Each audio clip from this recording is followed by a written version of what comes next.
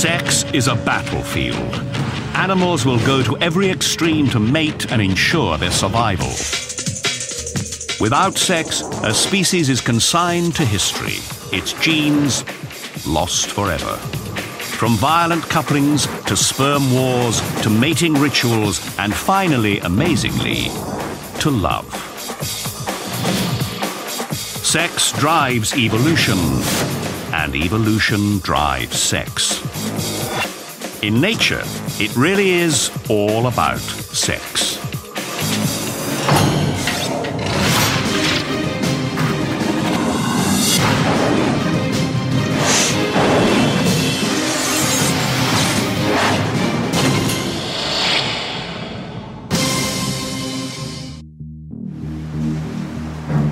Just off the coast of Bimini Island in the Bahamas. Scientists are studying a marvel of evolution. Over millions of years, evolution has built the protruding jaw and razor-sharp teeth of the ocean's master predator. But sharks are more than just killing machines. They're pioneers of sex. 500 million years ago, sharks really invented what people would call sex. Sam Gruber has studied sharks for 45 years. People basically don't know much about sharks, and they think of them as the death fish from hell, but really they're highly, highly sophisticated, tremendous animals. In addition to complex navigation and communication systems, sharks are one of the first creatures to develop a completely new way of having sex. May not look like very much, but it represents a huge evolutionary leap in reproductive behavior. If you look very closely, you'll see these two little finger-like projections, which are called claspers, are actually the penis of the male shark. 400 million years ago, sharks became one of the first vertebrates to evolve a penis. They certainly weren't the last. Over the course of millions of years, the penis has proved to be so valuable that it has evolved independently in animals as different as insects, birds, and reptiles. The penis is a good example of convergent evolution because it serves one purpose, but it's arisen in many different ways in a variety of organisms. But why did the penis become so vital? 700 million years ago, sharks, fish, and other vertebrates had yet to evolve. Sea life was comprised of simple, single-celled creatures. To pass on their genes, they didn't have to find a partner. They could reproduce by themselves. Reproduction before sex was all asexual.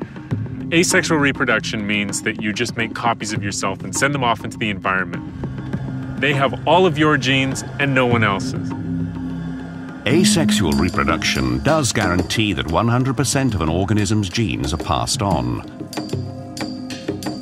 But on the battlefield of evolution, this strategy has one serious flaw. When each and every creature shares exactly the same genes, they also share the same genetic weak points. Imagine that a virus shows up on the scene, and that virus attacks you if you have a very specific gene sequence in your DNA. Now, if everyone in your population has the same DNA, that means that that virus is going to wipe everyone out.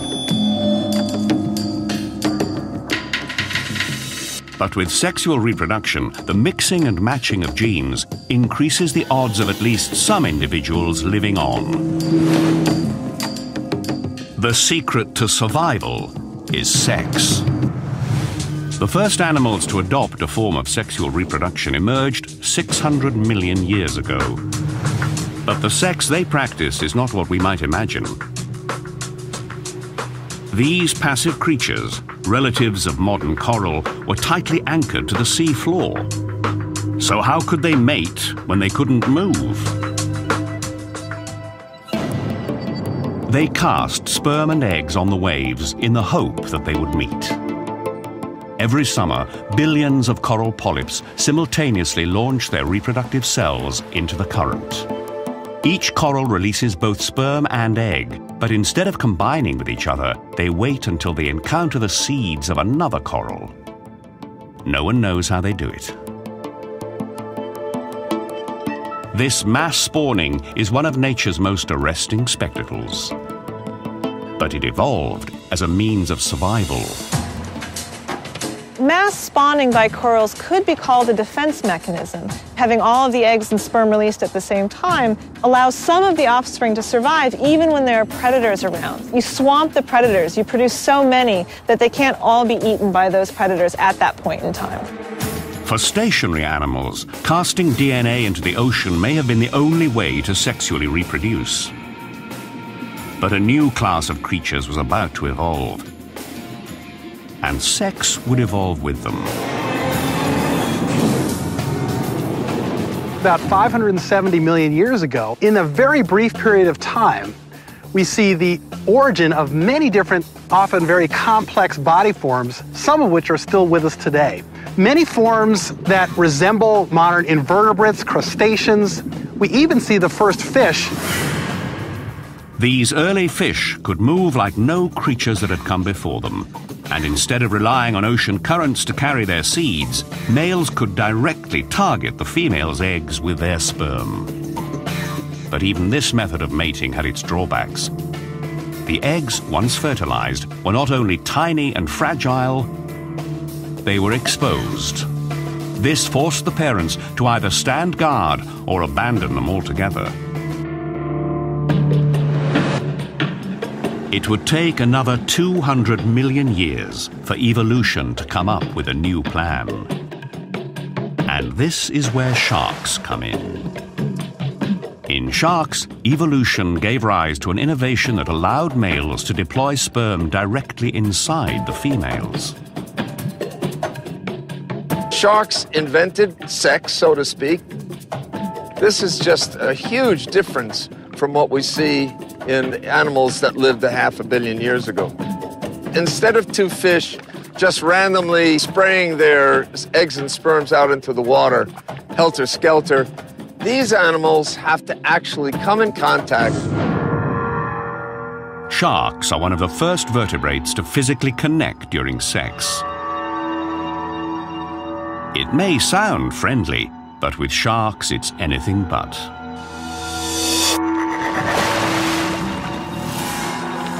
Cute guys, right? The male will bite her pectoral fin, her arm fin, and roll her over.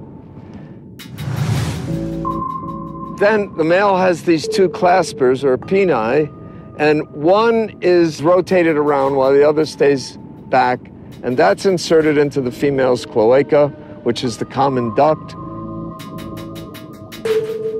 This vertical hold may look brutal, but biologically speaking, it's a thing of beauty.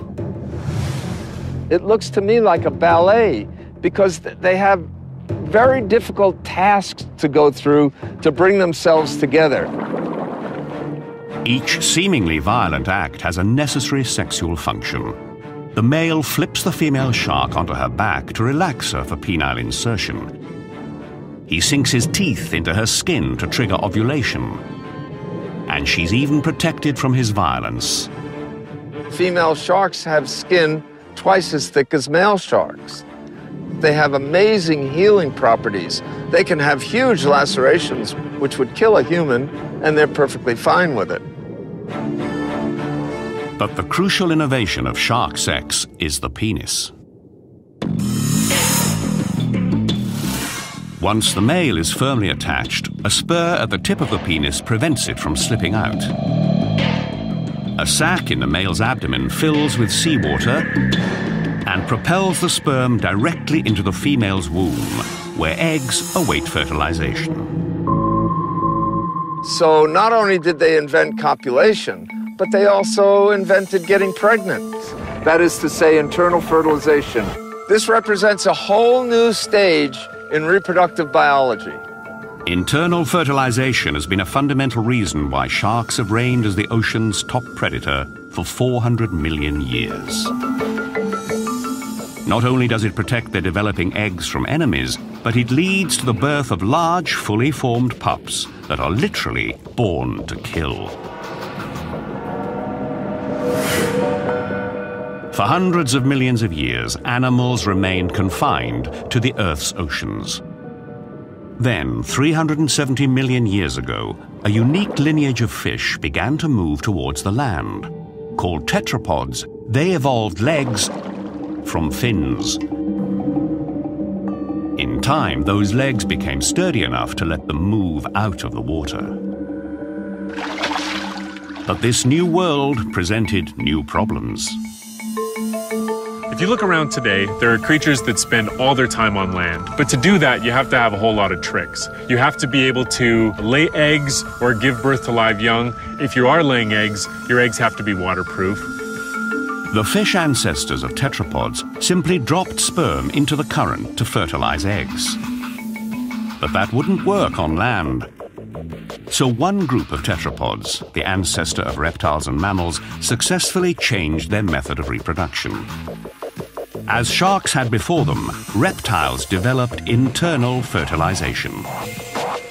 And then they went even further, evolving an extraordinary adaptation to protect their young. The amniotic egg. This marvel of evolutionary engineering not only nourished the young that were developing within, but its hard shell kept the egg from drying out. The amniotic egg gave reptiles the ability to conquer the land, reproducing, spreading, and growing on a totally different scale. And for the dinosaurs, scale would be a big problem. Because when you're 40 foot long and weigh 6 tons, just how do you do it?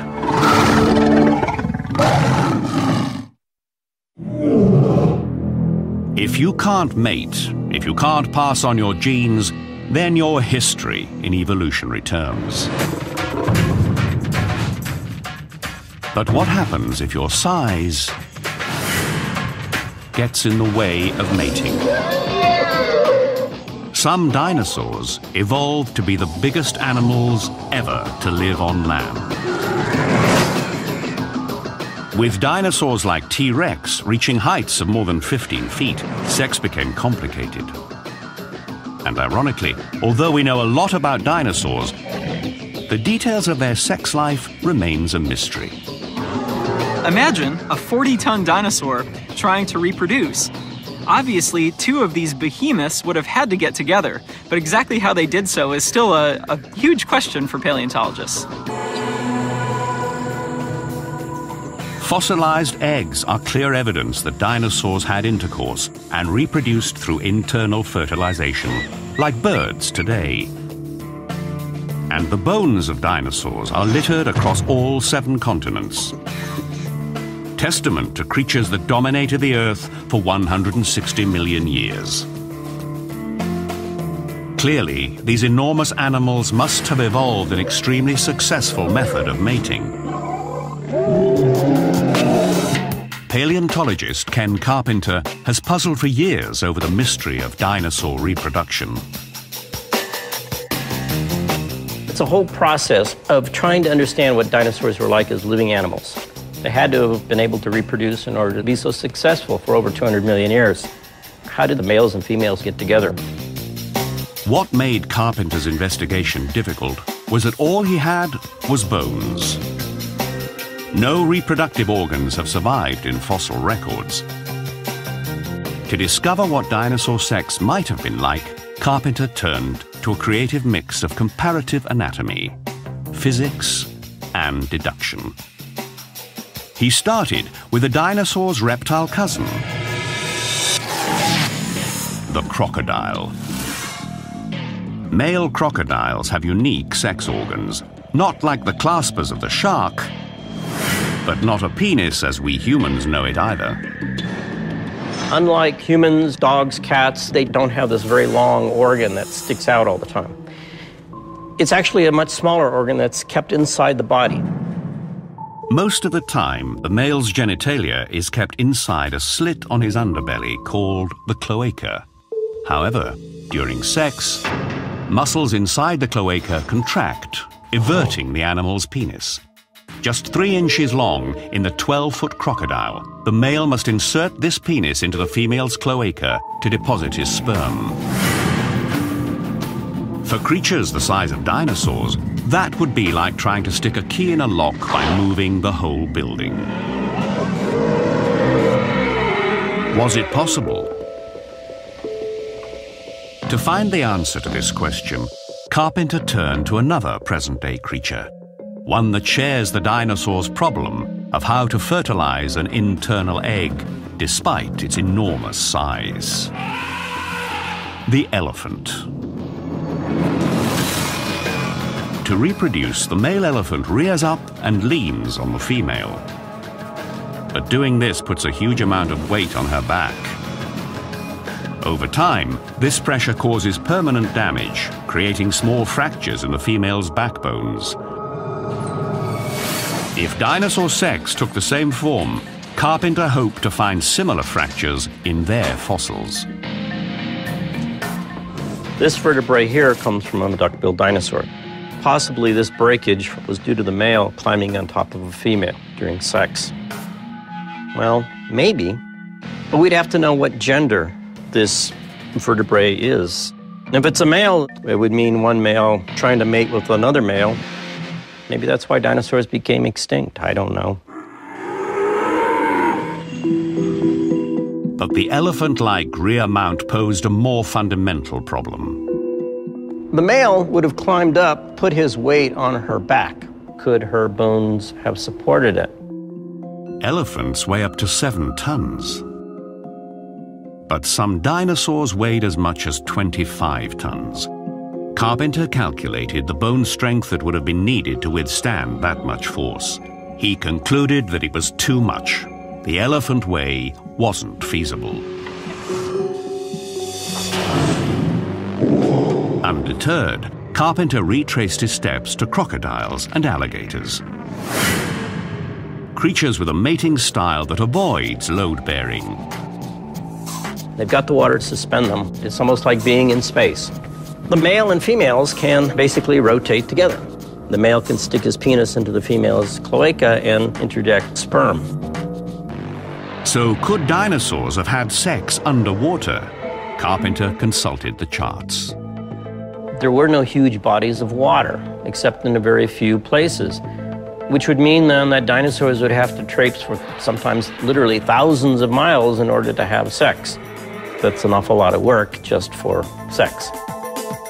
Another dead end. Birds were next.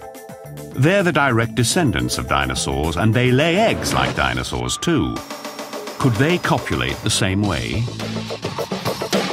Birds do it basically as a bunch of quickies, mostly because they're trying to fly at the same time as they're trying to reproduce. The males will be fluttering their arms as they're trying to get up against the female. Birds' quick transfer of sperm, known as a cloacal kiss, had its advantages for creatures as large as dinosaurs. But again, there were problems. Most dinosaurs didn't have wings. And just as importantly, how could they do it with their massive armor in the way? The dinosaur's bony tail is heavy and rigid and not easily moved. The normal procedures of comparative anatomy had left Carpenter with a trail of false leads. Racking his brain for any idea that might work, he found one much closer to home. The domestic cat. And while cats are no more like dinosaurs than dogs are like lizards, Carpenter believes that the cat's way could have worked for creatures like T-Rex. If the female lowers herself much like a cat, raises her rear end up, the tail would certainly go up in the air and would expose her sex organ to the male. And the male can then climb up there and grab her on her neck, and then they can go at it. In the feline position, with the female's head lowered and its tail raised, the problem of the male's enormous weight would be lifted off the female's back. At the same time, the position would allow easy access for the male. Carpenter's theory is the first to offer a workable theory to the mystery of dinosaur sex.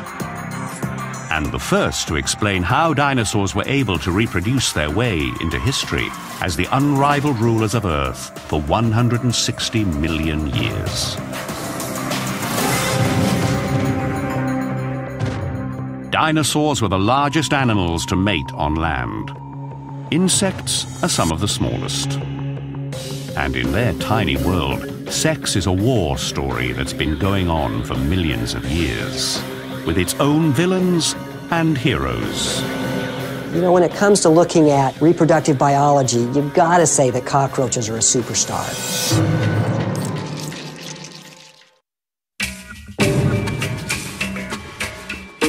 65 million years ago, an asteroid 6 miles wide hurtled down from the sky and smashed into the Gulf of Mexico.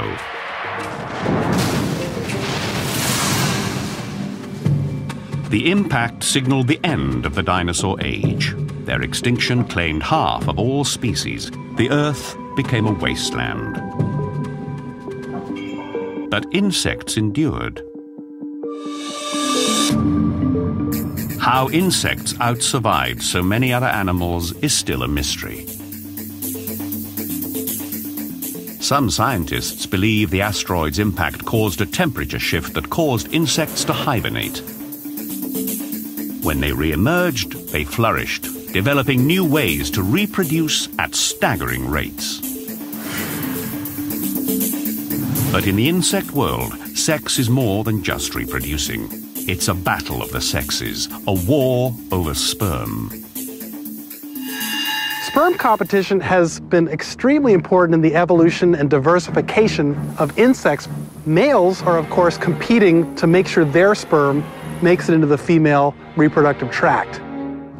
At the same time, females are able to manipulate which sperm make it to successfully fertilize the egg. The female seeks multiple sexual partners, giving her offspring a diverse genetic portfolio and a greater chance of survival. But the male seeks to father all the offspring. The more progeny, the better the chances for his genes. What the male wants and the female needs are in conflict, and it has spawned an evolutionary arms race, stretching the limits of evolution. A far cry from the shark's simple clasper, insects have evolved the widest variety of penis shapes on the planet. In one of the most shocking, the male damselfly's penis has sharp horns at the tip and spiky thorns down the side. If it looks like a scrubbing brush, there's a reason. The male uses his penis to scrape out the sperm of his rivals before depositing his own. This technique removes more than 90% of the existing sperm, virtually guaranteeing that the offspring will be his. And the males of other insect species take even greater pains to guarantee a return on their deposit. There's a great strategy that some insects and also some mammals have come up with, which is called a copulatory plug. And after a male mates with a female, some of the semen hardens and becomes a plug, and it prevents other males from being able to mate with the female. It's a pretty good strategy. But honeybees take it a step further.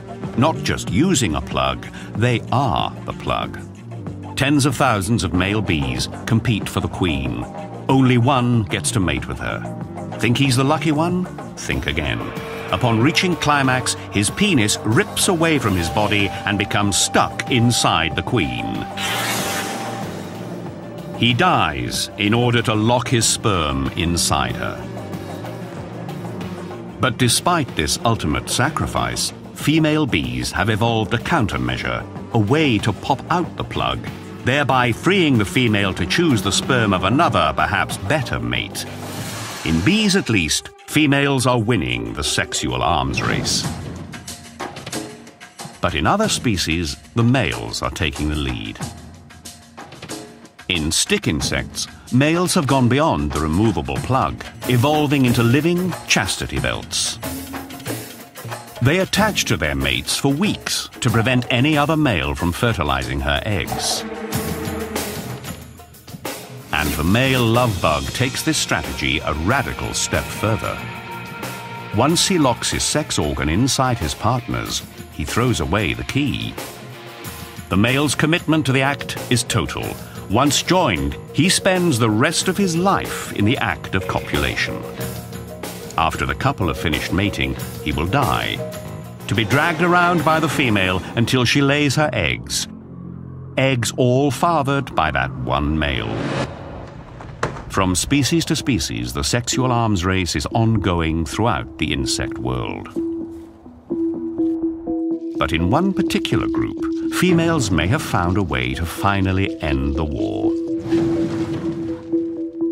Entomologist Ron Harrison is the head of the Cockroach Extermination Lab at the Orkin Training Center in Atlanta.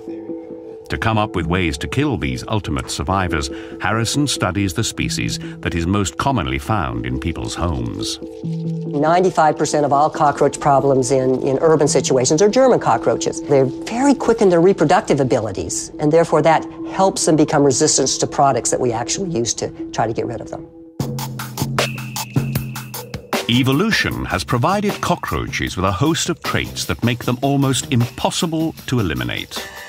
They can live for a month without food and last for hours without oxygen.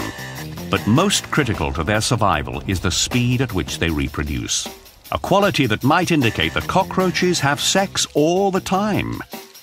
Except they don't. Once a female has had sex and has that sperm, she's able there to hold it and then fertilize as she needs, rather than have to have sex again. Because of this one adaptation, the female only needs to mate once in order to become pregnant repeatedly throughout her life. Her one act of sex can yield hundreds of thousands of offspring, a truly remarkable ratio. This benefits the female in many ways. Mating in itself is costly. The more a female mates, the lower her probability of survival. Perhaps because there's some damage that occurs, they might be at risk of predation, and there's even some seminal fluids that carry toxins that decrease female survival. After her one act of sex, the female then carries fertilized eggs with her for her entire life. So every female in the colony has the potential to become a colony herself. In pest control, what's really scary to us then is if you happen to have a German cockroach in the cuff of your pants or in your pocket or in a box that comes from the grocery store and it happens to be a pregnant female, that's all that's needed to get an entire population going. This adaptation has given the species the ultimate survival advantage.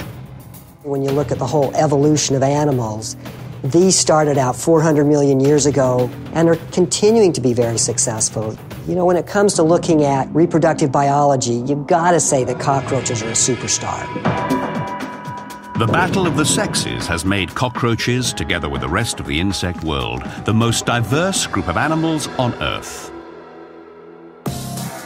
But the drive to reproduce not only shapes insect life, but mammals as well, including us. Sex is everywhere in the natural world.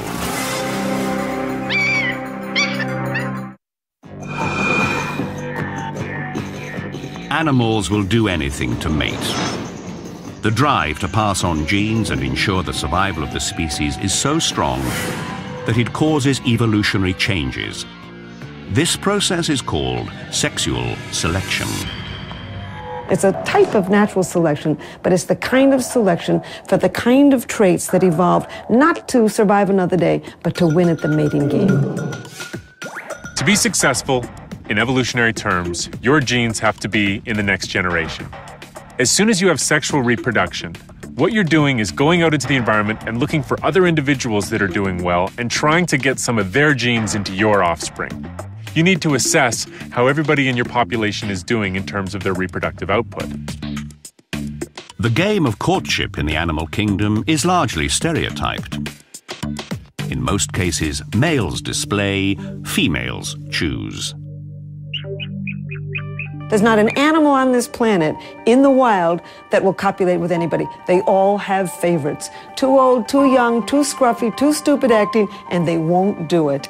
And for good reason, because an animal only has a few chances to pass their DNA on into tomorrow. And so they want to do it with the kind of individual that will really enable them to survive. And females can often have really weird criteria by which they choose which male they're going to mate with. Sexual selection has had huge consequences. Males of a species, they have to compete with each other to find a female. It gives rise to a whole different set of behaviors and appearances in animals to compete with other males and try to get a female mate. For example, a moose uses its antlers to fight other moose in order to win the opportunity to copulate with certain females. So there's two types of traits that evolve for sexual selection. One are traits simply to fight off members of your own gender, and others are traits to attract the opposite sex. The pressures of sexual selection worked on the male stalk-eyed fly to compete for the largest eye stalk, on the male finch to sing and to show red, on the rhinoceros beetle to grow massive fighting horns, on the male lion to grow his mane, and on the male giraffe to grow a long, powerful neck. Some forms of sexual selection can actually drive species extinct because the traits that females prefer are so elaborate that they actually get in the way of day-to-day lives of males. Take the case of the Irish elk, the ancient cousin of the fallow deer. Females really liked big antlers, and so over time, males with large antlers were selected over males with smaller antlers. Over progressive generations, the average size of antlers in the population got bigger and bigger and bigger and bigger. Eventually, the antlers got so big that they were at the very limit of what an animal can sustain and still survive in its environment. And ultimately, the Irish elk went extinct, and a lot of people think that it went extinct because its antlers were just too big. But even after the rams have butted heads and the mating has begun, in some species the female has more work to do to ensure that the goods are delivered. The female or the male approach each other, then the male mounts the female. After 1-2 seconds, the female starts calling. German primatologist Dana Pfefferle works with a unique group of wild macaques who live on the Rock of Gibraltar. Pfefferle came to Gibraltar to investigate the mystery of why female macaques cry out so loudly during sex. Over the course of 2 mating seasons, she recorded the macaques, focusing on the frequency and intensity of the females' cries. She then looked for differences between the females who made a noise and the females who didn't. What she found was extraordinary. Far more of the noisy females became pregnant. The earlier, the faster, and with the higher peak frequencies the female calls, the more likely the male is to ejaculate. In fact, males were 10 times more likely to ejaculate with a calling female than with a silent one. Pfefferle concluded that the females evolved the loud sex noises in a clear case of sexual selection. The noises increase the odds of bearing young.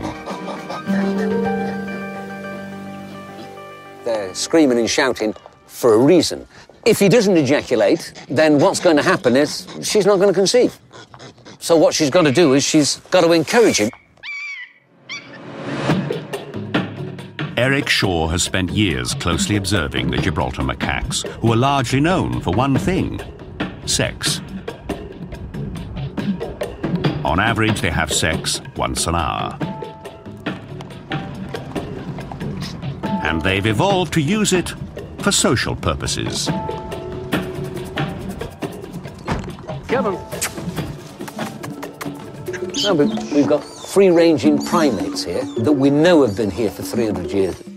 I know. Stop panicking. There's a lot of questions that they can answer for us. Be it a question of how to feed them, there'll be it a question of sex. For these primates, sex is part of how the community communicates and bonds. They use their sexuality in a lot of ways like we do, I suppose. You had a male and a female here, and he threatened her because you're a little bit too close to my food. To stop the threat, she presents herself. In other words, take me, I'm yours. Here we go.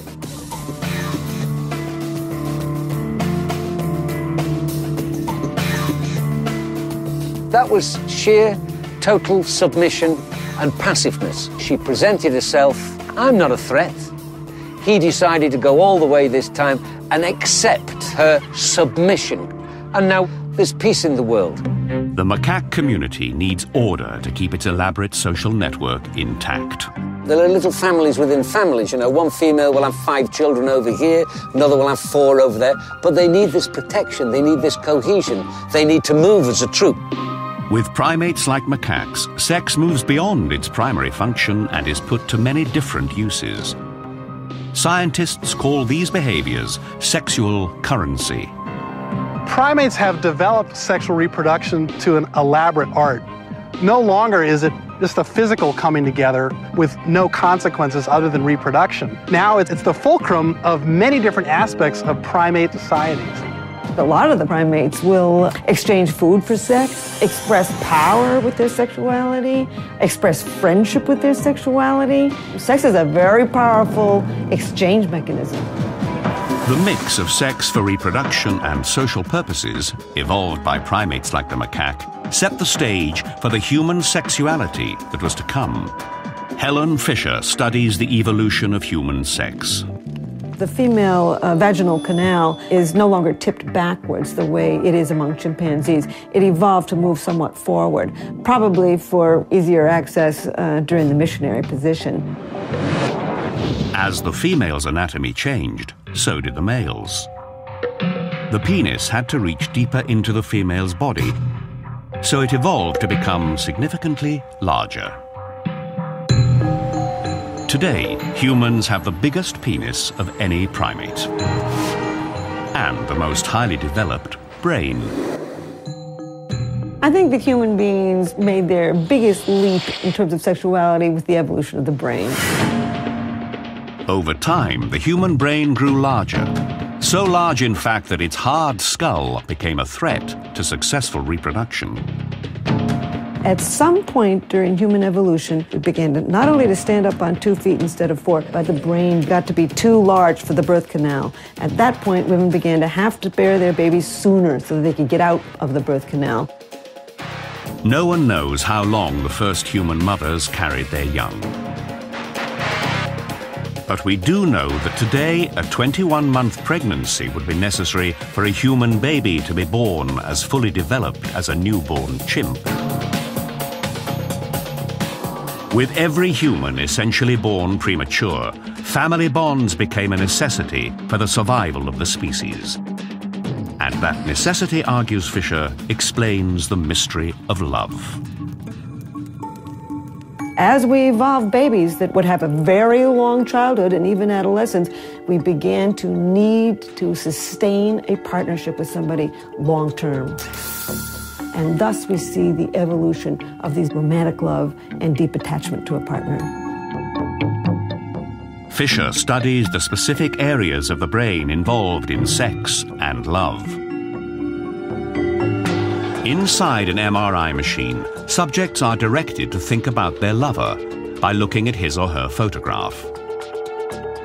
As they do, their MRI lights up with regions of intense activity. An entire brain system devoted to love. By 2 million years ago, we began to build this very large cortex. And then suddenly, sex and mind became interconnected. These brain systems for the sex drive and for romantic love are woven deep into primitive parts of the human brain. Humans changed sex forever with the evolution of love. And now humans are going a step further, taking our evolution into our own hands and separating it from the act of sex. sex has become futuristic. There's all kinds of ways now to basically bypass sex. We can clone individuals in a petri dish. There's all sorts of ways to fertilize individuals without engaging in intercourse. What is occurring today is that biology is beginning to manipulate those processes to alter its own self and to take control of its own future evolution. So it's becoming a very conscious thing, and 100 years, 200 years from now, as we move forward, the process of human evolution is going to be directed by human choice.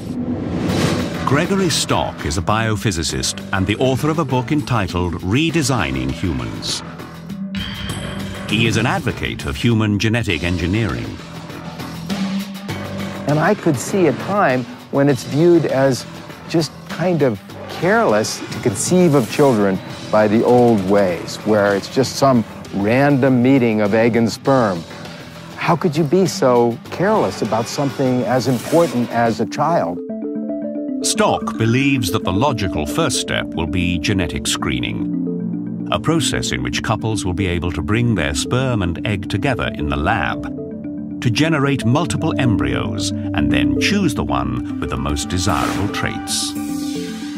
So I think it'll be the parents will make choices about their children that are a little bit different from themselves, but really resonate with their own personalities. If they're really outgoing, they'll want children that are outgoing. If they're really conscious about their own intelligence, they'll choose kids that have a little leg up in that realm. If they're really athletic, they're going to want an athlete. And I see an enormous diversity as we go out into the future. We're already living in the age of engineered reproduction. The first so-called test tube baby is now in her 30s. Successfully cloned animals include the mouse, sheep, cattle, cat, horse, and chimp. Theoretically, the technology to clone humans exists, but hasn't yet been used. For Stock, a future of engineered humanity would simply be a new phase in evolution. Consciousness having evolved to the point where it can chart its own future. As you begin to have meaningful choices, things that can be done that people consider to be of value, for instance, a genetic screening so that you can be absolutely certain that your child is going to be very, very healthy, then I think you're going to get these technologies used in a very, very broad fashion. Natural selection has made some bad choices in the past. An awful lot of people have very bad backs. They've got bad shoulders. They pull out various parts of the body because it's not yet perfectly evolved. And if we could make some changes in selection so that we get rid of genetic diseases, it would be an improvement. As humans move to take up the reins of their own reproductive evolution, a vital debate has begun. Genetic engineering in humans is a very risky activity. The problem is that by introducing variation, we might not know what all the consequences will be. We may insert a gene that we think causes one effect, but in fact it will cause other effects and disrupt the normal functioning of our chromosomes. Of course there are going to be problems. There are always problems with using technology, especially potent technology. But that doesn't mean we shouldn't go there. It's going to be a very messy, a very chaotic, a very unpredictable process. And to me, it's just the next stage of evolution. Taken to its logical extreme, in the future, the act of sex may have no place in human life at all. But for most scientists, the idea that the human animal would drop a behavior that is the product of millions of years of evolution is highly remote. Genetic engineering is far from the end of sexual reproduction. We are far from evolving beyond sex. I don't think that's ever going to happen. As long as there is life, it seems there will be sex.